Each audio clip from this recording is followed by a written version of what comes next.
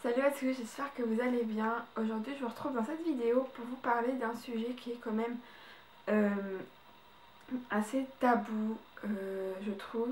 Enfin, un sujet qu'on connaît pas assez et qu'on se permet de critiquer, de vraiment casser, de juger. Et dans cette vidéo, je veux vraiment, moi, vous expliquer comment j'ai changé d'avis euh, par rapport au monde des chevaux de course. Simplement parce que j'en ai marre que les gens jugent sans même savoir de quoi ils parlent en fait. Les chevaux, quand on parle de chevaux de course, c'est direct. Ah non, mais ils sont maltraités, ils sont maigres, et puis ils finissent tous à l'abattoir. Mais stop, c'est absolument pas ça. Euh, et c'est vraiment les gros stéréotypes des chevaux de course, mais en réalité, il y a d'autres trucs derrière que ça. Et moi, je vais vous dire en fait dans cette vidéo comment en un an et demi j'ai changé euh, de vision par rapport aux chevaux de course. Puisque en mettant Even en fait chez un éleveur pour qui. Oh non, en mettant Isra chez un éleveur pour Capouine, j'ai pu parler et rencontrer l'éleveur qui tenait l'élevage quoi. Et c'était un éleveur de chevaux de course pur sang trotteur. Euh, Donc c'est des chevaux différents des chevaux de selle et c'est pas du tout les mêmes morphologies, faut se dire ça dans la tête. Euh, les chevaux, faut vraiment arrêter de dire qu'ils sont maltraités, qu'ils sont pas nourris ou des trucs comme ça qui sont complètement faux. C'est vraiment n'importe quoi de dire ça parce que c'est des éleveurs, ils font leur boulot. Leur boulot c'est de faire naître, de faire reproduire cette race et de toujours essayer de faire naître les meilleurs, comme tous les autres chevaux en fait, les chevaux de selle, enfin les selles français, les Hungershire, Holsteiner, tout ça, toutes ces races-là. Si on fait produire, c'est pour essayer de faire naître le meilleur.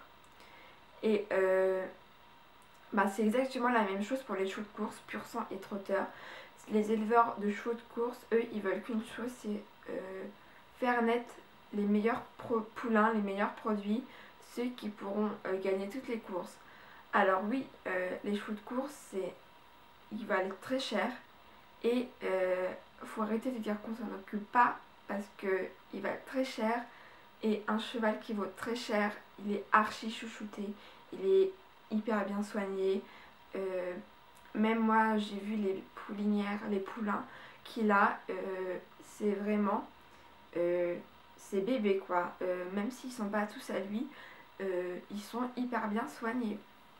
Et faut vraiment arrêter de juger quand on connaît pas. Ou faut se renseigner un minimum pour ça parce que c'est un éleveur, il aime ses chevaux, il aime son métier et il va tout faire pour que ses chevaux soient dans les meilleures conditions de vie, de meilleure qualité de vie possible.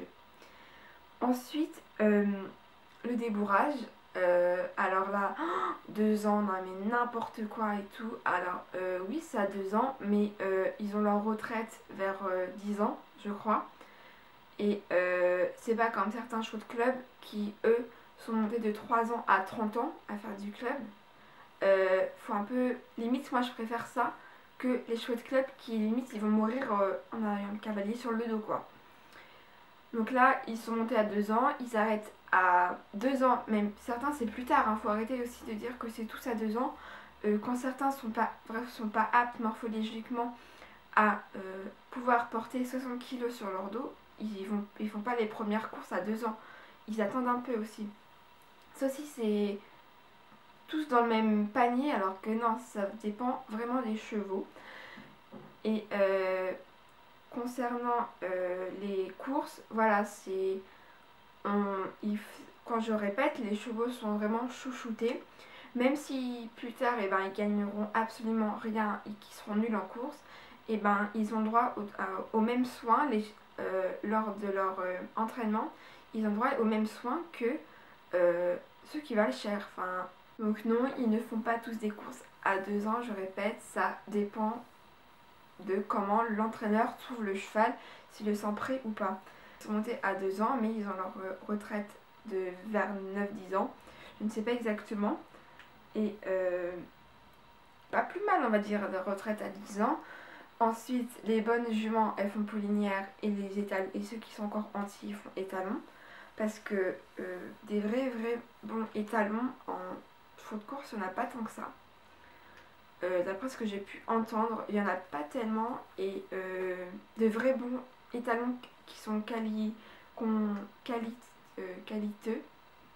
en course, en mental, en saut, ben, il n'y en a pas tant que ça d'après ce que j'ai pu comprendre. Alors que dans les chevaux de selle, il y a plein d'étalons. Enfin, je trouve qu'il y en a énormément, il y a trop de choix. Et tout ça pour vraiment reproduire le meilleur poulain possible et faire évoluer la race en gros.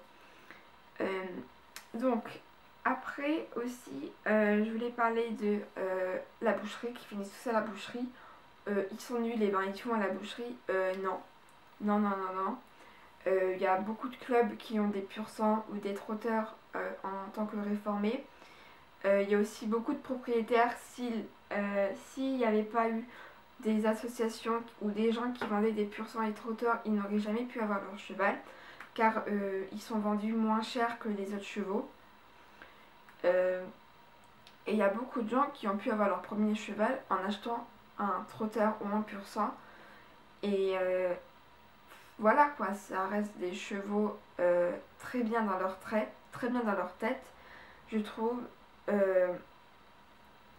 Et souvent les trotteurs, j'aurais reçu pas mal d'avis positifs sur les trotteurs, mais je pense que les pur sang c'est pareil, c'est des chevaux très bien dans leur tête, puisque petits, ils ont très bien été dressés, élevés. Moi je sais qu'à l'élevage où il est, à 1 an et demi, ils donnent les 4 pieds, ils sont douchés, on peut les brosser en entier, ils disent rien. Couper les poils dans les oreilles, ils disent rien, ils voient le maréchal, ils marchent et trottent en longe à 1 an et demi.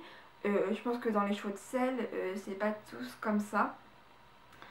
Et voilà pourquoi généralement ils sont tous très bien. Ben, après, je vais pas non plus dire que tout le monde, ils sont tous très bien dans leur peau, mais je dis que la plupart du temps, c'est quand même des chevaux qui sont bien dressés à pied, malgré qu'ils aient pas fait grand chose de leur vie. Et ils finissent vraiment pas tous à la boucherie, puisque maintenant il y a beaucoup d'associations qui les en prennent pour les revendre à des gens.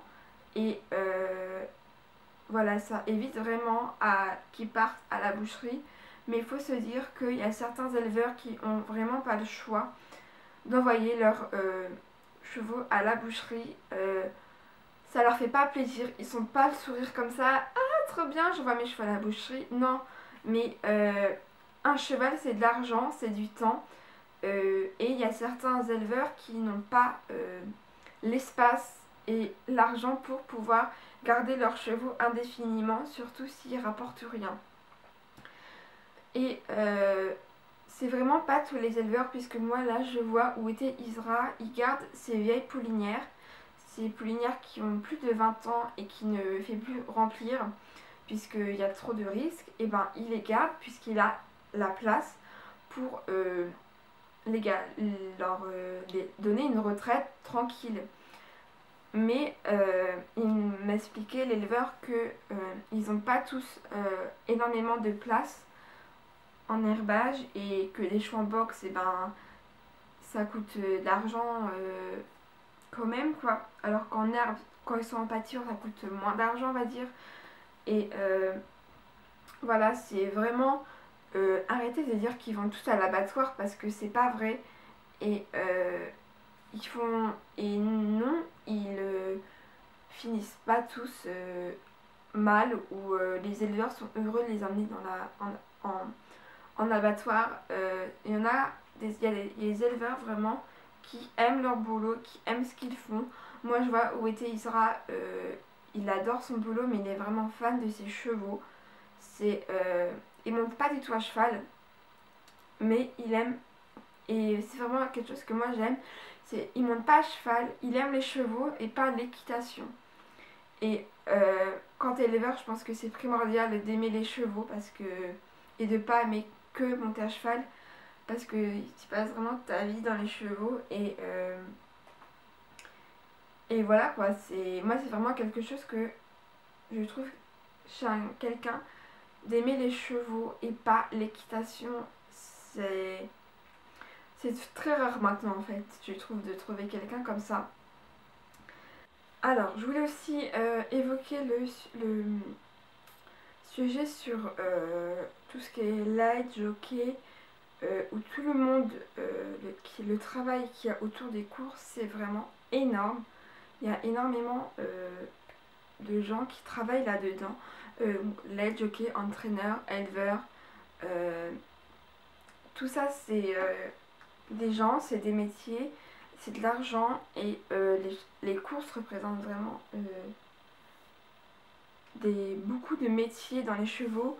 Et il n'y aurait pas les courses, et ben, il y aurait beaucoup de gens qui n'auraient pas de travail. Et il faut aussi se mettre ça dans la tête que les courses permettent vraiment l'emploi actif de certaines personnes, puisque c'est quelque chose que tous les ans, tout le temps il y a des courses en fait. C'est vraiment comment dire, il y aura tout le temps des courses pour le moment et il y aura toujours du travail dedans. Alors souvent les gens veulent aller travailler dans des centres équestres ou même dans des écuries, mais on oublie que dans les courses c'est aussi beaucoup de gens qui travaillent, éleveurs, soigneurs, palefreniers, tout ça c'est du travail. Et je pense que dans les chevaux maintenant, il y a beaucoup de gens qui se retrouvent au chômage car avec la taxe et tout, les centres équestres ne peuvent plus garder. Mais dans les chevaux de course, ben, bizarrement ça marche toujours et on n'entend pas parler de problèmes d'argent. Donc c'est que ça va. Et encore une fois, les chevaux de course c'est pas que du mal, il y a aussi du bien et la preuve. Alors voilà, j'ai sûrement, ouais même j'ai fini les sujets que je voulais aborder. S'il vous plaît, ne partez pas trop en live dans les commentaires. J'ai vraiment voulu vous expliquer plus clairement les choses en fait dans le monde des chevaux de course, parce qu'on parle vraiment sans rien dire, sans savoir et pour dire n'importe quoi. Donc j'espère que la vidéo vous aura un peu aidé, éclairci sur certaines choses. Et voilà, moi en tout cas, j'espère vraiment que vous mettrez pas trop des commentaires méchants concernant moi ou même les chevaux de course, parce que renseignez-vous avant en fait, c'est tout. Je rappelle que je suis pas une pro, je parle de mon expérience là dans la vidéo. Donc certaines personnes peuvent me dire que ce que j'ai dit c'est faux, mais moi je parle de ce que j'ai vécu, ce que j'ai pu voir de mes propres yeux dans le monde des courses. Et voilà, vraiment stop les préjugés sur les chevaux de course s'il vous plaît. Les chevaux ne sont pas malheureux et ne finissent pas tous à l'abattoir. Voilà, cette vidéo est maintenant finie. Je vous fais de gros bisous et je vous dis à la prochaine. N'hésitez pas à me rejoindre sur Instagram et à me mettre vos avis en commentaire de cette vidéo. J'aimerais bien savoir quand même vous ce que vous en pensez des chevaux de course sans trop partir en cacahuète. Voilà, je vous fais de gros bisous et je vous dis à la prochaine. Bye!